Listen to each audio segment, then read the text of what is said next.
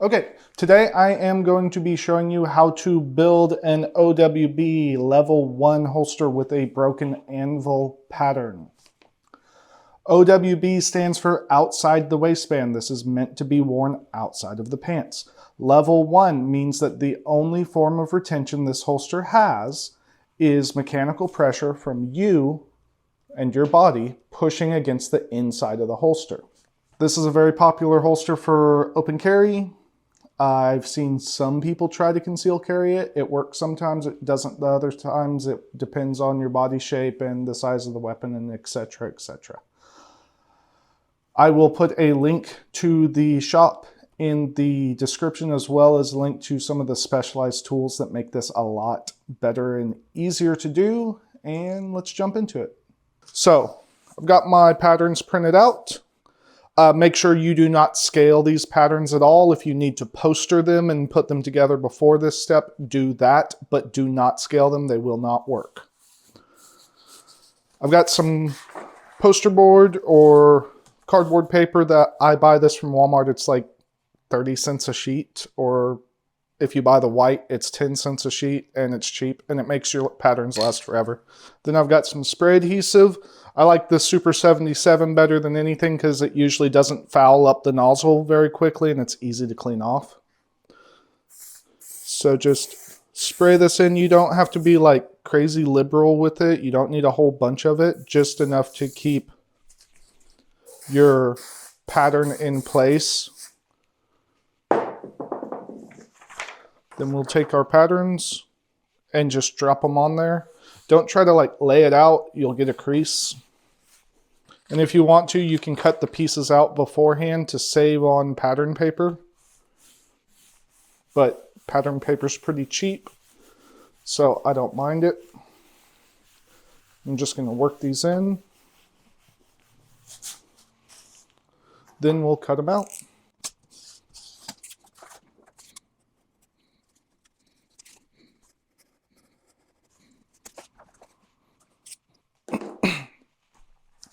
Okay, so I've got all three pieces cut out, the back plate, the front plate, and the stiffener. Now I'm going to cut out the leather.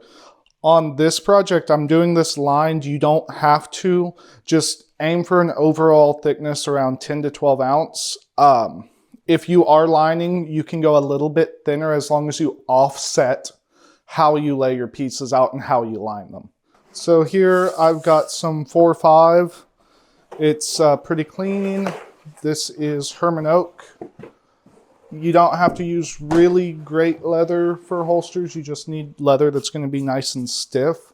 The reason I'm actually using this is it was sold to me as an A. It was marked as an A, and as you can see, it is not a freaking A. I can't tool on this because it's too dirty, but it's perfect for making holsters. And before you scream at me for using a pin, remember you're going to finish your damn edges, so it doesn't matter if you've got a little bit of ink on them. You do want to make sure that you don't get any of these pinholes or scars onto the holster because those are areas of weakness. Also, do not cut holster pieces from the belly. It stretches too much.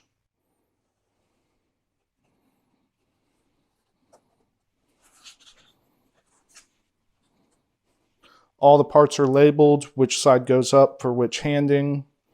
All you have to do to switch a right-handed holster to a left-handed is flip the piece over.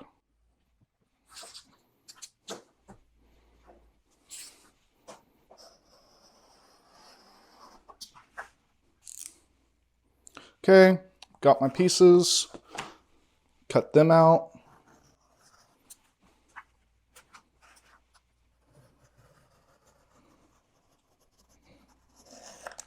Try to keep your knife straight up and down when you're cutting pieces, and especially when you're cutting leather. If you have a straight edge, use a straight edge.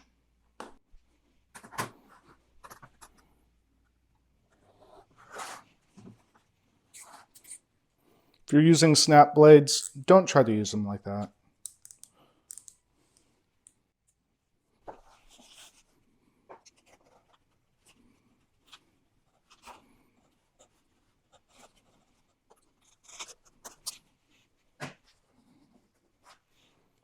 Okay, so at this point, I'm gonna dye this. Usually I work with pre-dyed, ready to go leather. Tandy has some really good saddle skirting, but it's expensive. It's like $270 for a side. However, I don't have to dye it, and it's the right weight. So either way. I'm gonna go ahead and use some black for this. Generally, I tell people not to dye on their cutting surface, but I don't want to move all the cameras. You can, just be careful. The worst dye to spill is blue dye.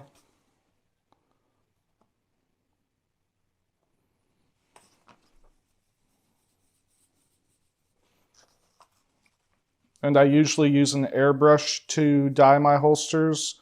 It's just, again, I don't want to move cameras.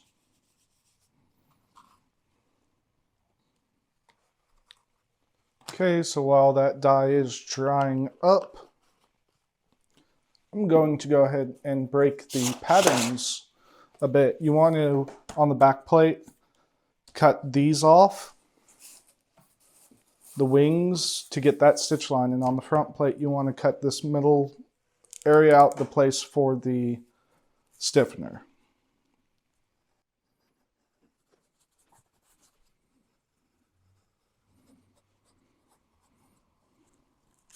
And for the stiffener, try to stay inside of the line because you're going to use this to give yourself a guide to where it goes. And you don't want to see the guide line once it's out, once it's all sewn together.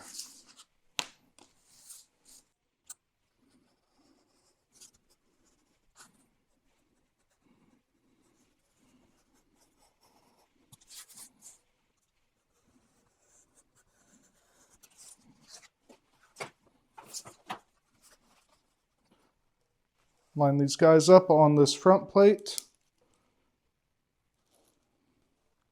and mark your stitch lines.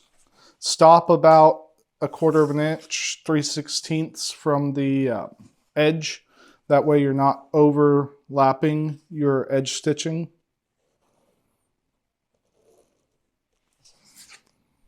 And then on the back plate, you're going to want to just make a little tick mark at that 3/16 measurement to tell you where to stitch to when you do your top and bottom line.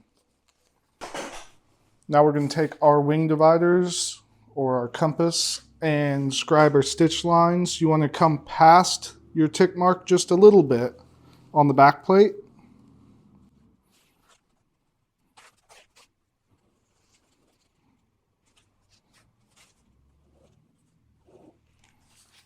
And then go all the way around the perimeter of the front plate.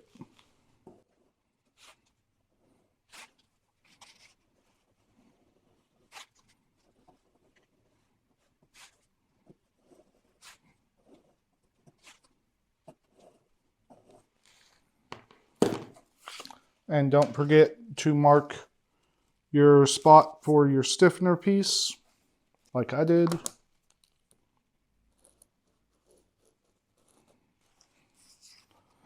I know you probably can't really see these lines, but they are there.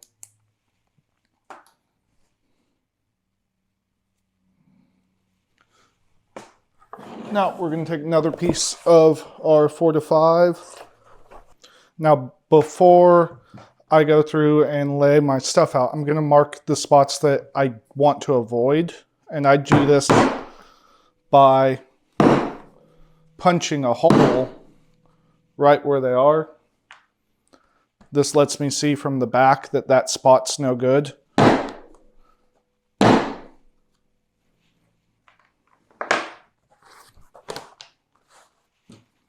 Then we'll lay our stuff out. And remember, leather's expensive, so do try your hardest not to waste it. Unless you want to, in that case, have fun.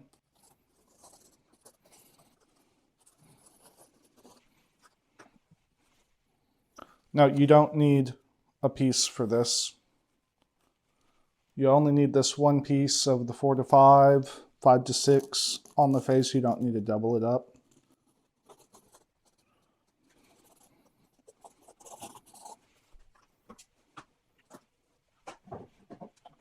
Once those lines are down, it's time to put your cement on everything.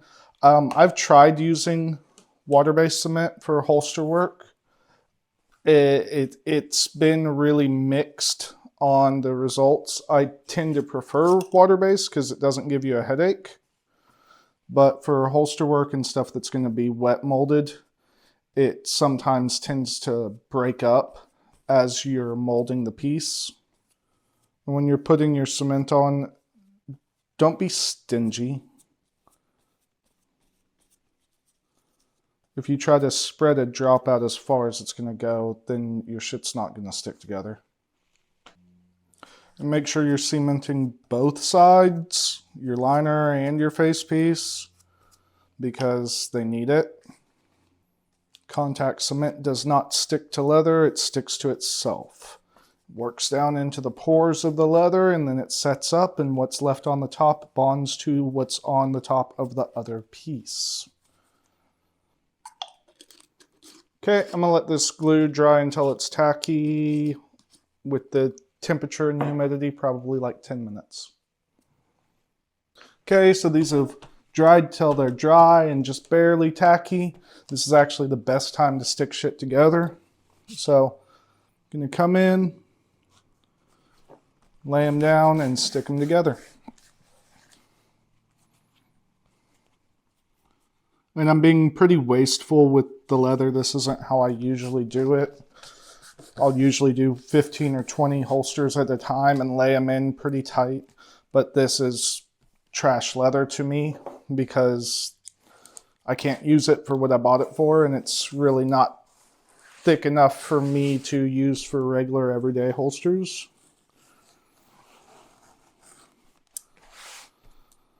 So, not too worried about it. Do not trim the holster right now. Just break the pieces up. Don't trim it. And from here, you're going to stitch it. And you're going to stitch this bottom line from point to point. And then right here and right here, along with the back plate. Don't add any stitches right here where the stiffener is going if you're going to be using one, because you will overstitch when you put it on and you'll mess up the stitches underneath and you'll have a whole bunch of fuzzy coming out of the inside of the holster. Okay, so I've got these stitched where they need to be for now. We're going to pop all these threads to the back, to the lining side, cut them and burn them. And as you can see, I overstepped on each of these, and this is so when I'm stitching these wings, I can lock the former stitches in.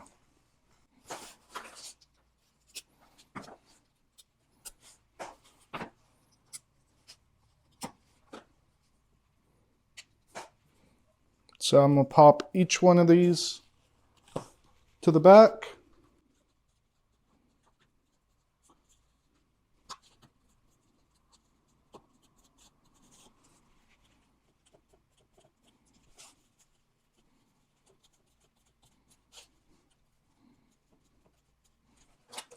I'm going to trim them about 1/8 of an inch above the leather. That way I've got enough to make a nice little puddle when I burn them down.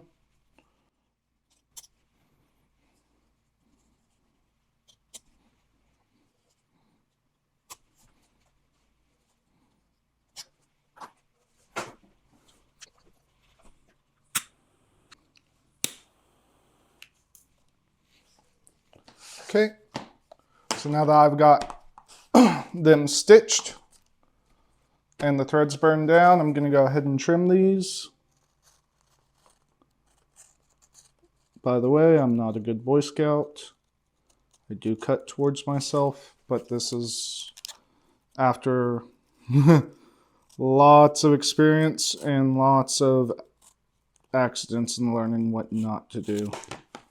You could, of course, sit here and run it right next to it, just like this. And for the straights, that works fine. I've just found that it's really hard to get the interior curves without damaging the actual face piece.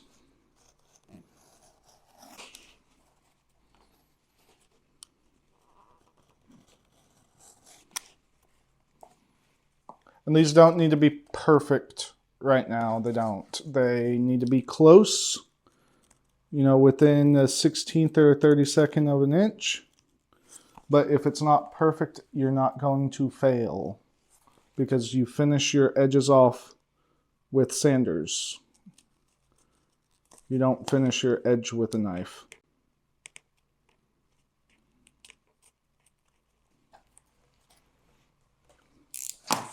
So now that I've got these trimmed out, you're going to want to sand the edges of the actual weapon pocket because it's really hard to do it once the holster's all the way assembled.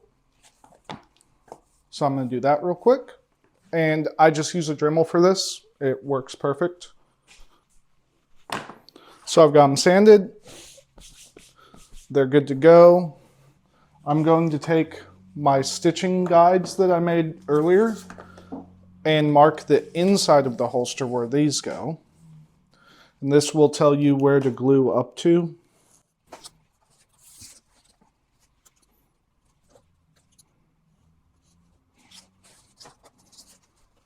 I like to leave my liners natural. The reason is a lot of the dies carry reagents and solvents in them that can damage the finish of a weapon. The leather itself's going to wear down the finish, so if you're putting a blued gun into a holster, you're going to wear down the finish and there's no way around it. But the solvents that they use and carriers for the actual die can do it much quicker than the leather will by itself. Now we're going to put the stiffener on, but before I put the stiffener on, I like to go through and finish the edge on it. And because this is such a thin piece, it's easier to use another piece of leather to kind of lift it up so you can get your beveler around it. Unless you're using really, really fine bevelers and have them, which most of us don't. One of the things I like about black holsters is you're going to black the edges, and if the body of the holster is black, you don't have to worry so much about being sloppy with your edge die. I'm just using some Tokonole to seal that edge up. It'll still fuzz out over time, but by the time it starts to fuzz out after the Tokonole, your clothes and things rubbing against it will have slicked it back down. So now we'll put some glue on this piece. And as you can see, I'm just using a second piece of leather and I'm moving it away from the glue spots as I cover the whole back of this. That way I don't get any on the face. And then for this guy, we'll just come almost up to that line. Try not to go over it because it'll pull the dye up, especially on like light browns. And make sure to get it all the way into this stitch line, just so it doesn't have a weak area right there at the edge. Okay, so my glue is now nice and dry and tacky. I am going to lay it over. Now, when you do this, you want the actual faceplate of the holster to stick out past your stiffener a little bit, just like that. And the reason is you want to be able to trim that back plate without touching the stiffener. Otherwise, you'll get wonky on your stitches. And now that this is on here, I'm going to take and scribe my stitch lines all the way around, and I'll go stitch that real quick.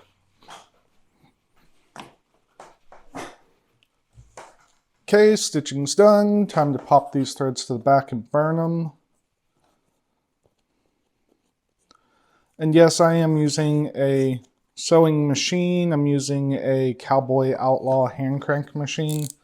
You can easily do this by hand. It just takes a lot longer. And that's the reason I use a machine, because I want to be able to make more than one holster a day. Cool thing about those hand crank machines like the Outlaw and the Boss is use them until you're ready to upgrade, and you can sell them for almost what you paid for them. Now I'm going to trim this to be flat with that stiffener. And again, you don't need to be perfect because you're still going to sand it. And now I'm going to go sand this real quick.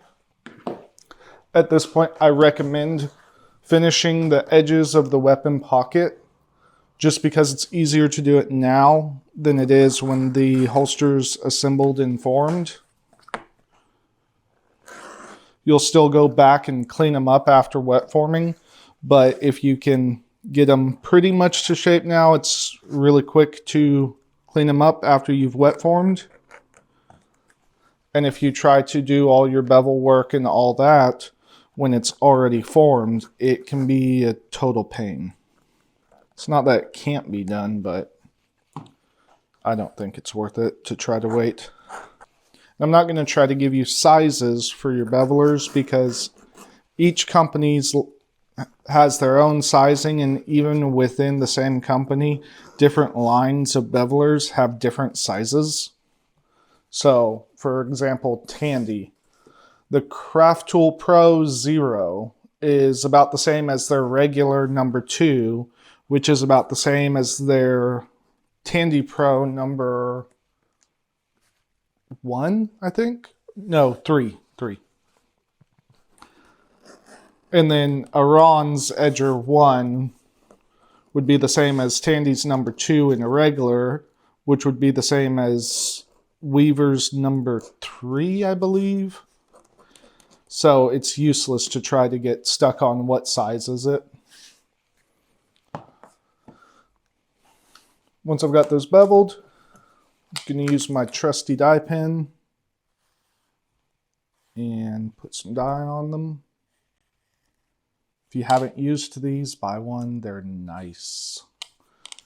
You put what color dye you want in them, and it's perfect for doing edge work. You can even find them with smaller tips that are great for accent work in your tooling and getting down into your bar grounding and back grounding. The one thing about dyeing your edges is make sure that you have sanded off all the glue before you go and try to apply a dye, because if you've got a glob of glue just sitting there, when you go to burnish, it'll pop off and all that dye that you just put over the glue will be removed as well.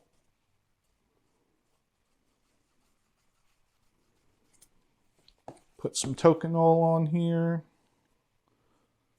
Tokonol is great. And I just put it on my finger and rub it in. Doesn't need any like special process. You don't need to cut it with water or any of that. You do need to put it on a little bit liberally and then wait until it's almost dry before you start burnishing, and you'll get the best results. If you try to burnish when it's wet, you'll just kind of smash that edge. Once it's soaked in a bit, go ahead and slick it. You're not aiming for glass smooth right now, because when you soak it to form it, that edge is going to open up a bit. You're just wanting to get it on its way. That way when it opens up, it's not going full fuzzy. And it's a little bit easier to finish cleaning up at the end. Or if you're going to paint, you just paint right over that, because it'll open up just enough to let that paint in and let the paint grab. And I use machines on just about everything except edge finishing. I've never had luck getting a good edge off a burnishing machine, at least not as good as I can get by hand. So those edges are done. What we're going to do now is start gluing it together. Again, don't be stingy with your glue. You don't want to like super glob it on there, but you want enough on there to get a good hold.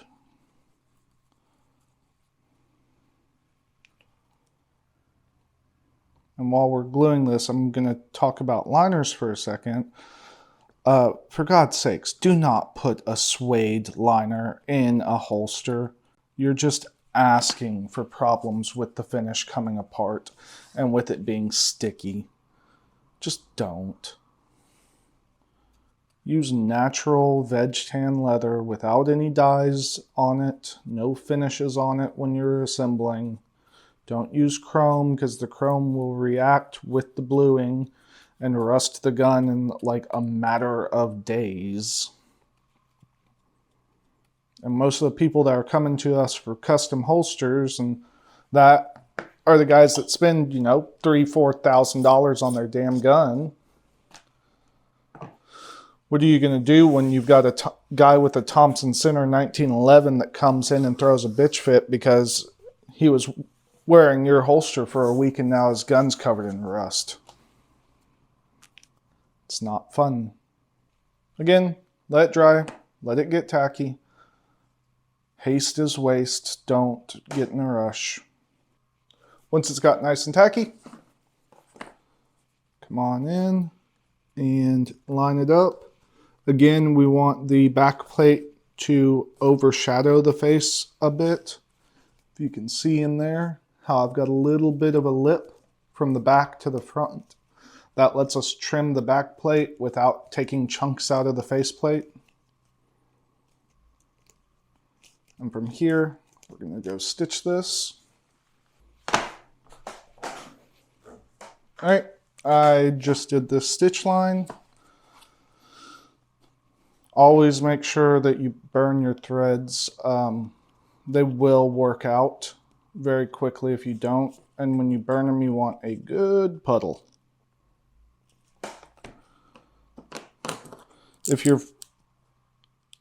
When you overstitch, you catch the thread at the front, it's not that big of a deal because you've caught it, you've locked it.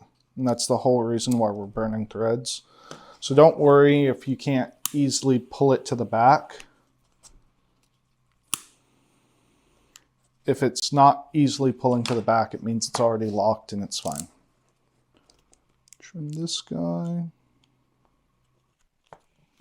Once you've got that trimmed, sand and finish this edge. All right. Once you've got that down, you're going to take your holster and you're going to butterfly it open. And then you're going to bend this wing back in to where it looks like this. Then you'll take this guy and bend it back on itself to where it's sitting open like that. You have to have it open like this for gluing this side on. If it's not, you're going to fight the whole time if you don't pre-form it.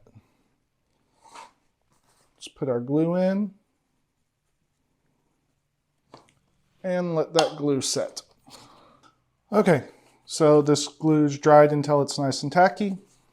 We're going to take this guy and give him a little bit more squeezing just to get him lined up. And we will come in,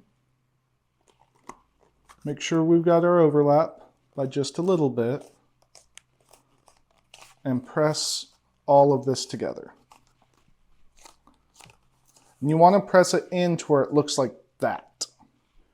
You want it to be bent. If you're trying to press it together and keep it flat, you're going to fight a lot more than you have to. Now it's time to stitch. If you're using a machine, I recommend you start right here, go down, back up, and around. Don't try to go this way. And you set this line first. That being said, I'm going to go stitch it. Okay, it's all stitched together.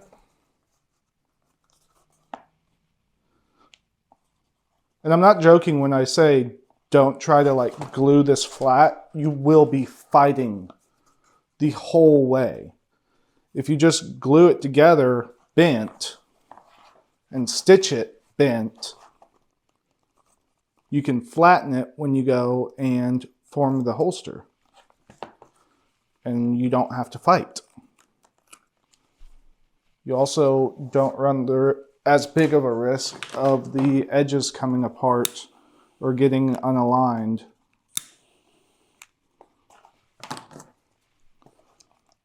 So give her a trim and then sand and finish this edge. I know you didn't just see that, but since there's such a hard shelf right here, I actually like to place it on the edge of the table to where I can bend it down just a little bit and get that edger in there. All right, so I'm gonna go get the water ready and I'll be right back. Okay, so here's the water. Ideally, you want this hot. Not hot enough to actually burn you, but hot enough to not be comfortable sticking your hand in there. The hot water works in faster and it helps loosen up all the fibers. It also evaporates out faster, which helps you to get it set into place and then stay in place. You're going to want to put it in face down and let it soak until it stops bubbling.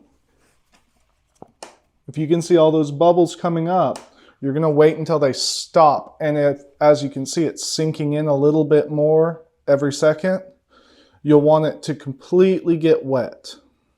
Don't try to like leave the wings dry, because you're going to have to shape the wings as well if you want a well-fitting, comfortable holster.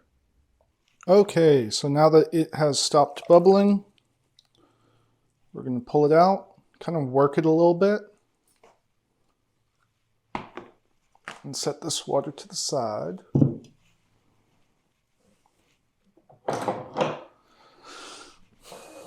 Now, you can have specialized tools for holster making. Like this is a holster boning tool from Barry King, and they work great. They're not needed. You can literally do this with a wooden spoon out of the kitchen as long as your wife doesn't know. So we're going to want to open this up a bit. Just shove your thumb down in there. Make sure to open it. And take your form. Now, if you're using an actual gun, make sure to wrap that sucker up. Wrap it really well. I typically will break a gun down, completely clean and scrub it, put it back together, wrap it, form on my holster, and then take the gun back out, break it down again, clean it again, scrub it again to make sure that no humidity, no excess water is left inside of the weapon. You really don't want that. If you're using a mold, you don't have to worry about any of that. And we're going to shove it down in there. Now this is a Glock 17 mold, and this is a Glock 19 holster. They actually have pretty much identical dimensions. The Glock 17 is about half an inch longer than the Glock 19, and that's one of the reasons holster makers love Glock is I buy one Glock blue gun or mold, and I've got 5 different Glocks that I can make holsters for. And you might have to give it a go, but only do that with actual molds. Don't do that with someone's weapon, please. I never told you to do that. Don't do that.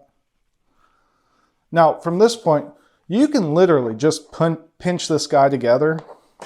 Make sure to get the leather down in those little tight areas and call it a day. Really doing extensive boning is not going to improve how the holster functions and works. It's not. And it will eventually get all that definition just from being used. However, a boned holster or a form-fitted, whatever you want to call it, we call it boning, is more attractive. So, 6 one way, half dozen another. One thing I do recommend, however, is that if you're using molds and you're doing only leather, not kydex, what you can do and what I like to do with my molds is I'll cut a channel right here along the side index, and I'll take a tool and I cut that channel to right behind where the trigger guard starts so that I can form in a sight channel on the top of the holster.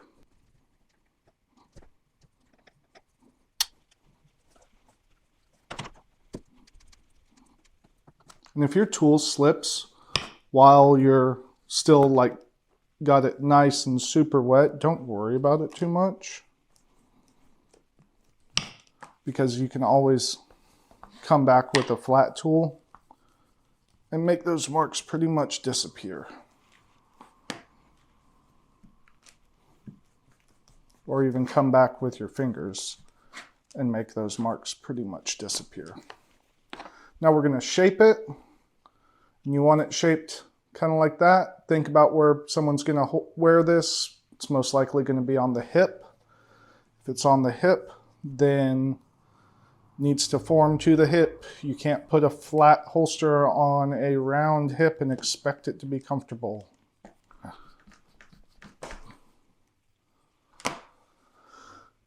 And let this dry for 24 hours.